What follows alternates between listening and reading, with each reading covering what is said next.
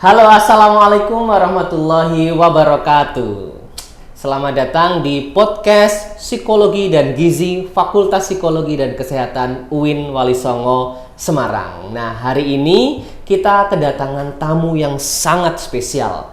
Tamu yang seorang dosen psikologi, seorang peneliti, seorang psikolog, dan mempunyai konsentrasi penelitiannya di psikologi pendidikan khususnya pada anak-anak. Siapakah dia? Yaitu Bu Lucky Ade Sesiani. Selamat datang Bu di podcast Psikologi dan Gizi.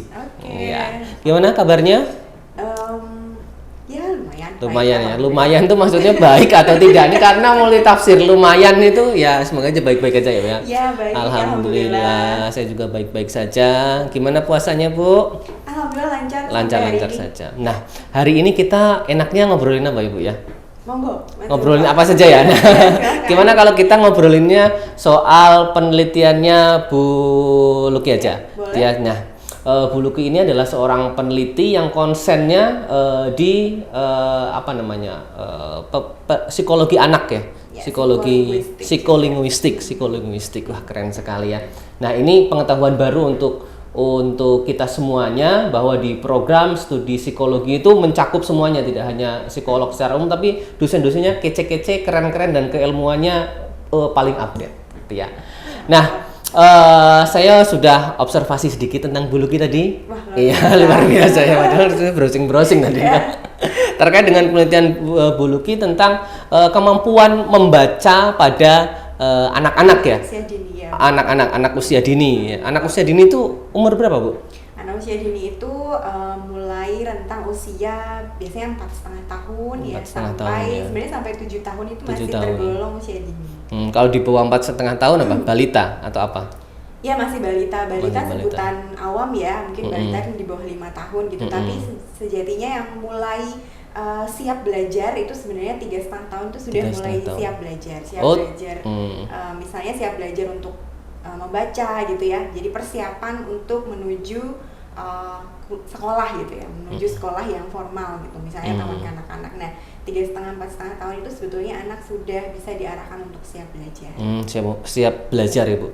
Nah, tapi kalau kita fokuskan belajar kan banyak, tapi kalau kita fokuskan pada kemampuan membaca tuh, sebenarnya kapan waktu yang paling tepat untuk mengajari anak-anak tuh membaca? Ya, ada satu teori yang menyatakan ya bahwa membaca itu bisa mulai diajarkan ketika anak sudah lancar berbicara. Biasanya anak mulai bicara umur berapa, Mas Zulfa? Putranya Anak saya umur berapa ya? Saya lupa. 3-4 tahun ya? Mulai pertama bisa bicara. Ngomong. Ya, mulai bicara 1-2 kata. 1-2 kata tuh 1 tahun udah 1 kata, 2 tahun, 1 tahun, ya, hampir betul. 2 tahun itu ya? Ya, betul. Jadi 2 tahun, 2,5 tahun itu normalnya, untuk perkembangan normal anak-anak mestinya sudah bisa mengucapkan beberapa kata, sudah bisa menyampaikan maksudnya dalam beberapa kata gitu ya, bukan hanya kata yang terpisah, tapi juga bisa menyebut misalnya saya mau minum, mau minum susu, misalnya mau makan gitu ya. Jadi itu adalah perkembangan awal anak membaca. Jadi kalau lebih dari itu anak belum bisa bicara, mohon maaf, bukan membaca, bicara. Jadi kalau sudah di atas 2,5 tahun tapi belum bisa bicara, berarti dia masuknya kategori terlambat bicara. Terlambat bicara. Ya, jadi kenapa saya bahas tentang bicara dulu? Karena itu tadi, indikator untuk anak bisa siap membaca adalah dia harus paham dulu konsep bahasa awal yang dikuasai, yaitu bicara. Berbicara. Betul. Jadi tidak hanya sebatas kata tapi kalimat gitu ya, Bu ya? Iya. Jadi misalnya ayah pulang gitu ya, atau Ibu Mimi gitu, ya, atau apa gitu ya. Merangkai kata membentuk makna gitu ya. Jadi merangkai tidak hanya satu kata yang diucapkan berulang-ulang. Kalau anak belajar bicara kan biasanya namanya babbling. Jadi ngoceh ya, kalau bahasa ini ya gampangnya ngoceh. Jadi kalau anak lagi belajar bicara tuh biasanya ngoceh kan kata yang sama diulang-ulang. Nah, itu masih dalam tahap perkembangan, berarti bicaranya belum optimal gitu ya, perkembangan bicaranya belum optimal. Nah, perkembangan bicara yang optimal adalah ketika dia sudah mampu menyatakan kemauannya dalam beberapa kata sekaligus dan membentuk kalimat yang bermakna. Tadi contohnya bapak pulang, asik bapak pulang, bapak beliin jajan misalnya, adik mau jajan misalnya gitu ya. Nah itu berarti dia sudah tahu fungsi dari bahasa itu secara lisan, dia sudah bisa mengungkapkannya. Nah itu adalah salah satu indikator tanda bahwa dia sudah melalui perkembangan bicara yang optimal. Berarti kalau sudah bisa berbicara gitu ya dengan apa indikator-indikator yang tadi Bu Luki sebutkan itu sudah bisa diajari untuk mulai mengenal konsep bahasa lain yaitu tertulis. Ya kan kalau pertama yang dipelajari konsep bahasa yang pertama adalah lisan, baru kemudian memahami konsep bahasa yang tertulis, membaca. Iya. Jadi kan ada beberapa keterampilan berbahasa Bu ya. Ada berbicara, ada menyimak, membaca, berbicara, dan satu lagi apa? Menyimak, membaca, berbicara, dan menulis. Ya, jadi pertama. Mas dulu pasti tahu. Enggak, ya maksudnya. Kalau anak-anak tuh pertama ya menyimak dulu bagaimana dia merespon instruksi dan lain sebagainya. Kemudian tahap selanjutnya adalah berbicara. Ya, terus kemudian ke tahap yang menulis dan membaca. Nah, tadi kalau sudah berbicara baru boleh diajari untuk membaca, betul. Jadi belajar membaca juga ada tahapannya. Jadi tahapan pertama belajar membaca itu adalah tahap logografis. Yang kedua tahap alfabetik, yang ketiga baru tahap ortografik. Nah, tahap ortografik ini yang nanti mengantarkan ke menulis ya. Jadi setelah membaca baru belajar menulis. Yang pertama adalah tahap logografis yang saya katakan tadi. Tahap logografik itu anak menyambungkan, menghubung-hubungkan antara konsep lisan yang dia sudah kuasai, dia sudah bisa menyimak dan berbicara tadi, dia hubungkan dengan konsep yang tertulis. Jadi misal anak tuh sudah tahu misalnya logo McD, maaf saya nyebut brand ya, logo McD itu tempat makan gitu. Dia menyambung itu McD gitu. Dia ada tulisan McDonald, dia sebenarnya belum bisa membaca tapi dia bisa baca itu McD. Seolah-olah dia sudah bisa membaca, padahal dia hanya menghubungkan antara konsep yang dia sudah tahu, pengetahuan dia sebelumnya dari bicara atau dari pengetahuan sebelumnya dari tayangan TV dan lain-lain, kemudian dia hubungkan dengan tulisannya, seolah-olah dia sudah bisa membaca. Oh gitu ya. Gitu. Apa tadi logografis? Logografis ya. Itu tahapan yang pasti dialami anak-anak ketika melihat tulisan, terus itu apa misalnya dia yang familiar ya, yang familiar sama dia, misalnya tempat makan atau merek handphone misalnya, itu HP bapak tulisannya itu sebenarnya apa Samsung misalnya gitu ya, itu HP bapak gitu, karena lihat di HP ayahnya kemudian atau lihat dia benda elektronik kemudian dia lihat tulisannya itu apa gitu ya. Itu jadi, natural, proses itu natural tuh. Natural karena itu menghubungkan. Jadi kalau sifatnya pengetahuan apapun kan tahu dari pengalaman, yang terbentuk dari pengalaman. Jadi anak mengkonstruksi pengalaman itu dari apa yang dia lihat, dia tangkap dari alat inderanya, karena alat indera ada 5. Nah itu dia bisa menangkap itu kemudian dihubung-hubungkan, termasuk tadi dia menghubungkan seolah-olah dia sudah bisa membaca padahal belum, atau kemudian spontan mengambil buku terus sambil menggumam sendiri seolah-olah dia membaca. Sebenarnya dia tahu bahwa buku itu buat membaca tapi belum bisa benar-benar kemampuannya secara objektif betul-betul sudah bisa membaca belum, tapi dia baru membangun koneksi itu ya. Jadi benar, saya pernah punya pengalaman Bu. Jadi ada gambar capung gitu tuh, tulisannya CAPUNG gitu ya. Tapi di otaknya itu kan bukan capung. Coba ini dibaca, bacanya malah kinjeng gitu ya. Atau apa. Itu berarti salah satu proses proses apa tadi? Logografis. Cuma kita tinggal mengarahkan saja begitu. Betul, kita arahkan ke tahap selanjutnya yaitu alfabetik. Mulai mengenalkan tadi huruf. Ya, mulai mengenalkan huruf-hurufnya. Kemudian juga sebetulnya yang tidak kalah penting dalam tahap logografis sebelum mengenalkan alfabet itu sebenarnya lebih penting mengenalkan fonemnya dulu. Fonem itu apa Bu? Fonem itu satuan bunyi dalam bahasa. Coba pasti lebih tahu. Kan saya tanya, fonem itu apa? Kan biar mudah dimengerti gitu loh. Iya, baik. Jadi fonem itu adalah satuan bunyi dari bahasa. Setiap bahasa, setiap kata, huruf itu memiliki komponen tadi logografis, apa yang tertulis simboliknya, dan juga yang sifatnya auditori yaitu bunyi. Gitu bunyi. Ya. Nah, jadi selain tadi kenapa kemudian kita perlu pahami dulu tahapan yang pertama adalah bicara, karena stimulus yang masuk pertama adalah bunyi. Bunyi. Ya, konon ketika manusia mulai berkembang pertama kali pun janin itu pertama kali baru yang bisa berkembang itu adalah indera pendengarannya juga ya. Jadi bunyi yang adalah stimulus yang paling familiar yang dikenal terlebih dahulu. Nah, di situ kita sebenarnya perlu dalam belajar bahasa kan biasanya kalau saya yakin kita juga pernah mengalami dulu waktu kecil. Kalau belajar membaca misalnya ma gitu ya. Mama. Ya, mama. Jadi itu adalah tahapan belajar mengeja, mengenal huruf menjadi suku kata, tapi pendekatannya alfabet. Oh jadi iya, alfabetis itu ya. Betul, pendekatan di Indonesia biasanya alfabetik ya. Sementara kalau di luar kita akan lebih belajar, lebih bisa mengenali itu fonemnya dulu. Kalau di luar itu yang ditekankan pertama adalah fonem, fonologinya, fonemnya, bunyinya. Jadi misalnya kalau mama itu gitu. Oh iya, jadi bunyinya dulu, bukan M itu kan alfabet, iya, betul. Hurufnya gitu ya. Jadi yang ditekankan itu mestinya bunyinya dulu karena bunyi akan memiliki implikasi yang langsung berhubungan dengan membacanya. Misal capung tadi, eng itu kan sulit. Fonem eng itu sulit. Iya, sulit sekali itu. Padahal di hurufnya itu ng. Ya betul. Ada hubungannya ng sama eng. Nah, maka pembunyian hurufnya itu yang lebih penting daripada mengenalkan alfabetnya. Karena nanti konsep eng akan sulit kalau hanya mengenalkan alfabet ng. Apalagi mi. Juga sulit ya. Suka ya. Iya, sulit. Susit.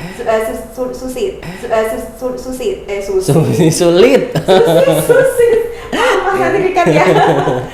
Sulit ya. Biasanya fonem yang pertama dikuasai anak-anak, bunyi yang paling mudah dikuasai anak-anak itu memang ya, S itu S agak sulit sepertinya ya. Iya, S selanjutnya ya biasanya soalnya anak-anak pertama vokal gitu ya. Cucu ya, biasanya kan susu tuh cucu biasanya. Terus anak saya malah nyunyu. lari itu R itu juga lambat ya. Biasanya awal-awal itu malah kalau awal-awal tuh iya bunyi-bunyi bilabial artinya dari bibir ya, gitu yang gitu ya. Itu yang mudah, tapi tidak semua anak juga bisa seperti itu, Mas. Perkembangan anak kan berbeda-beda. Jadi ada anak juga yang mengalami tadi yang saya katakan speech delay. Itu anak speech delay itu bisa mengarah ke banyak sekali gangguan bahasa. Kalau dalam psikologi kita bisa mengenal adanya gangguan fonologis atau speech sound disorder, ada disleksia kemudian ketika dia membaca. Kemudian ada juga yang kalau yang salah ucap itu bisa karena disleksia, juga bisa karena fonologis kan. Jadi pengucapannya itu nggak jelas dan juga ada bunyi yang dihilangkan. Kalau gangguan fonologis itu bunyi nggak. Saya pernah punya klien itu ayam tuh dia nggak bisa ayah. Oh begitu. Bola itu olah. Itu gangguan, termasuk gangguan ya. Jadi ada fonem entah di awal, di tengah atau di akhir yang hilang. Nah itu bisa karena terdampak tadi speech delay. Speech delay itu ya. Ya. Tadi apa? Pertama itu logografis, terus alfabetis itu berkaitan dengan huruf itu ya, Bu ya. Huruf ya dan bunyi. Terus selanjutnya ortografis. Ortografis itu ortografis itu sudah mulai koneksinya. Kalau tadi logografis itu koneksi antara bunyi dan bentuk ya. Terus kemudian alfabetik itu adalah bentuk dan juga bunyi. Jadi nanti dari suku kata, dari kata huruf, suku kata-kata gitu ya, itu alfabetik. Kemudian ortografis sudah mulai lebih lanjut ya, tahap yang lebih lanjut yang nanti mengarahkan ke menulis. Jadi harus merangkai lagi. Nah, saya tuh sering dengar itu kalau kemampuan membaca, menulis itu harusnya tidak diajarkan di PAUD sama TK, tapi nanti nunggu SD saja. Tapi pada kenyataannya TK dan PAUD itu TK lah lebih khususnya mengajarkan baca tulis hitung juga. Nah, ini sebenarnya gimana Bu Luki? Ini sudah menjadi budaya gitu ya Mas ya, budaya. Yang keliru, yang menurut saya keliru adalah ketika pengajaran itu dipaksakan atau menjadi tuntutan. Jadi karena sebenarnya itu bukan merupakan tuntutan. Ketika saya tadi katakan bahwa perkembangan anak itu mulai bisa diajari belajar atau sebutannya itu readiness ya, ready to learn. Jadi kesiapan belajar itu bisa mulai diarahkan dari usia 3,5-4 tahun gitu ya, itu sudah mulai bisa diarahkan, tapi lebih kepada promosi gitu, mengajak, memperkenalkan. iya. Jadi sifatnya tuh memperkenalkan, menyiapkan dia untuk belajar, bukan untuk menguasai Iya, ya. untuk Jadi menguasai. itu yang keliru pemahamannya, sehingga yang sering terjadi prakteknya adalah baik itu di TK, PAUD, bahkan ada bimbel-bimbel ya yang Iya, khusus yang intensif khusus untuk- mengajarkan membaca. Iya, calistung malah lebih udah sampai calistung. menghitung Iya. juga. Bahwa perkembangan anak itu pesat di usia tersebut, betul, saya setuju. Kemudian ketika anak emang diajarin apa aja di masa itu emang cepet bisa, iya betul. Iya. Tapi yang tidak benar adalah kemudian menuntut, memaksakan, memberi target anak masuk SD harus bisa baca. Nah itu Baca. yang tidak sesuai dengan prinsip pendidikan anak usia dini itu Wah, sendiri. iya, gitu ya. Wah, ini baru sadar nih.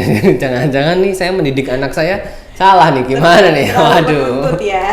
Nah, kita di UIN Wali Songo sendiri kan hubungannya sama keislaman, nilai-nilai keislaman gitu ya. Kalau misalnya ke anak-anak gitu ya, ada huruf hijaiyah dan Ya. ada huruf Latin gitu ya. Kadang beberapa orang tua yang religius ya mengedepankan bisa membaca hijaiyah dulu daripada Latin atau bagaimana. Nah, ini sebenarnya idealnya kalau sesuai dengan keilmuan buluk itu bagaimana? Baik, oke.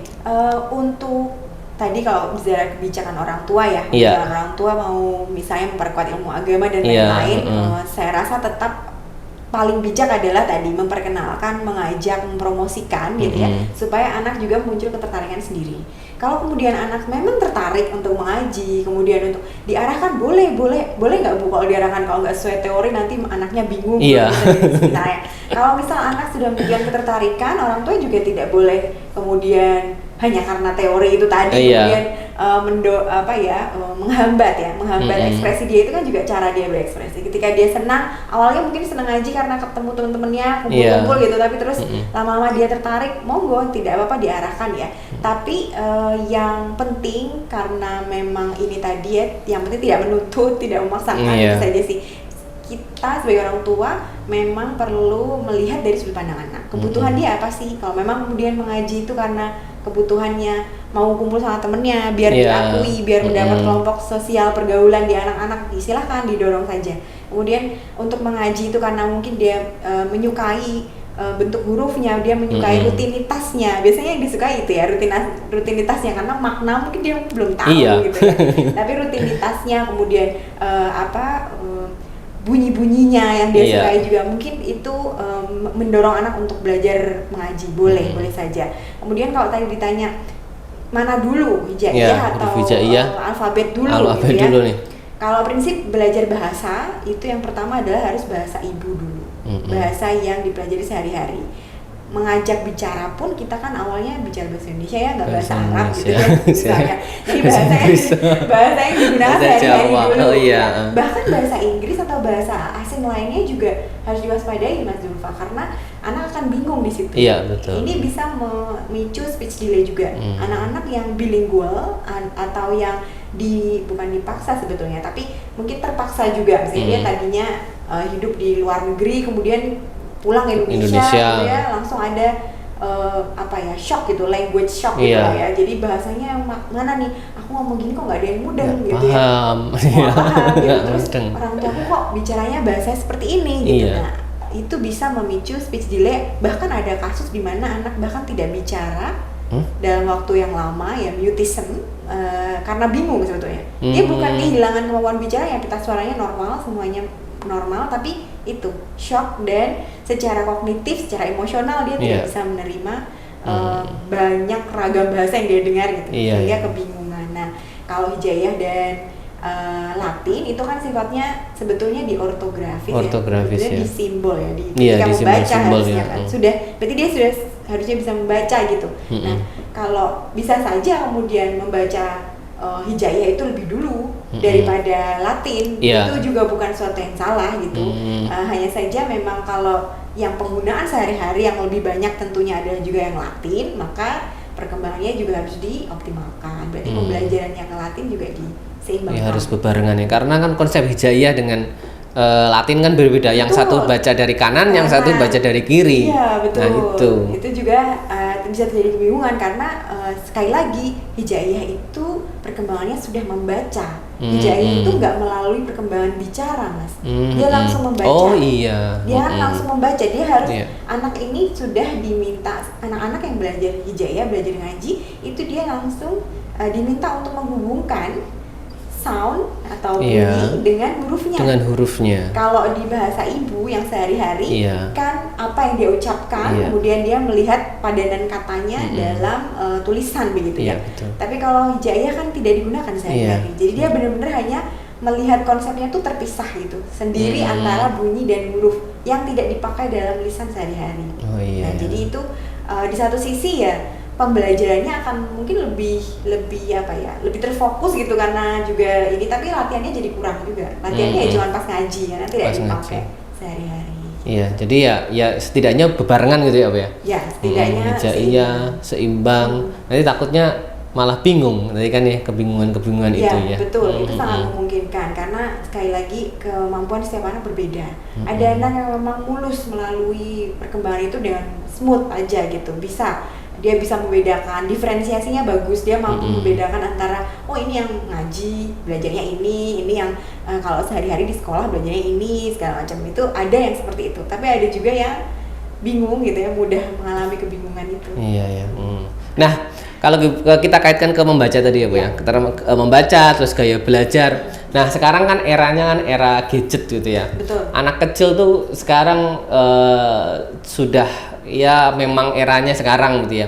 Nah, kalau Bu Luki punya kecenderungan gini, belajar membaca itu baiknya lewat buku yang fisik kertas begitu, apa lewat HP aja? Karena kedua-duanya itu juga menawarkan banyak fitur gitu ya. Betul. Buku itu bagus-bagus, menarik. Tapi sayangnya buku-buku anak-anak tuh kadang mahal ya kan. Kalau ke Gramedia aja tuh buku tipis itu aduh mahalnya minta ampun gitu ya. Terus tapi sedangkan misalnya ke HP gitu ya, banyak aplikasinya yang gratis tuh. Aplikasi membaca itu gratis. Tapi nanti efeknya takutnya anaknya malah kecanduan smartphone atau bagaimana.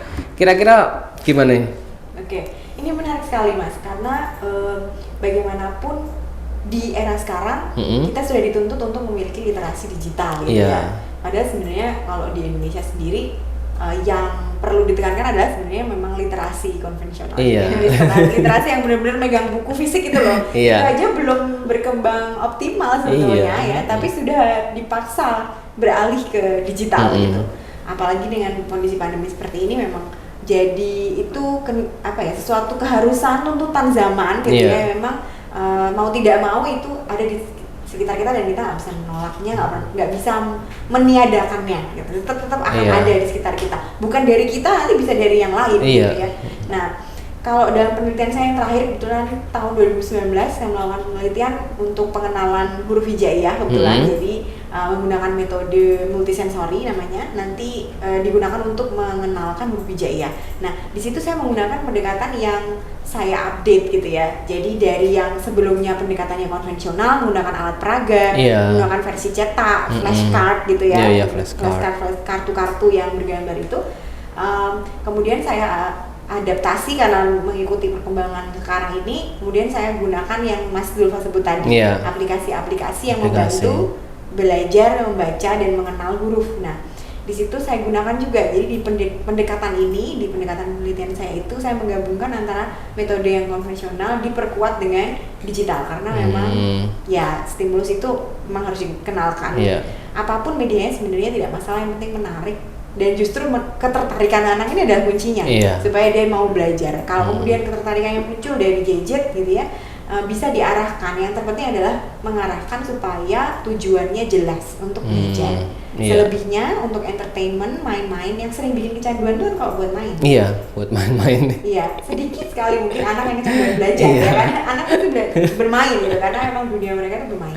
Nah, bagusnya ketika saya melakukan penelitian ini, saya menentukan aplikasi yang saya gunakan untuk digunakan dalam penelitian itu juga melalui observasi ya, melalui pengamatan. Saya juga melihat sendiri, mencoba sendiri aplikasinya seperti apa. Nah, di situ saya juga melihat fitur-fitur yang menarik seperti yang saya bilang tadi. Dan menurut saya ini cukup engaging gitu. Jadi menarik, membuat anak untuk terus ingin belajar ini gimana sih, dan fitur-fiturnya memang menyediakan permainan ya. Iya, betul, games. Dan menurut saya itu pendekatan yang paling bagus karena memang anak harus belajar sambil bermain.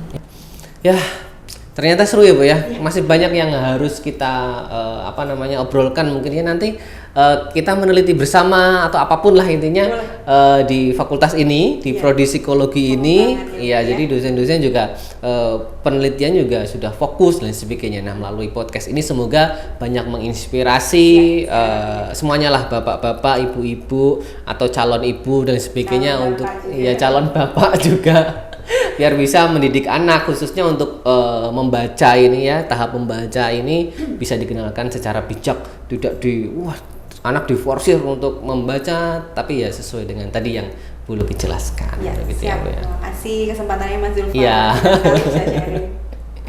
Oke.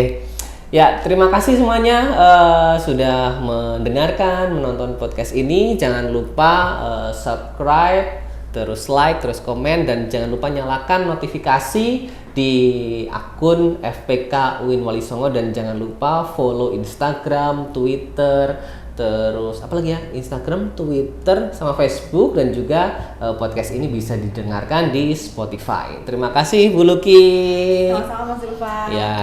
Ya, terima kasih. Sampai jumpa. Assalamualaikum warahmatullahi wabarakatuh.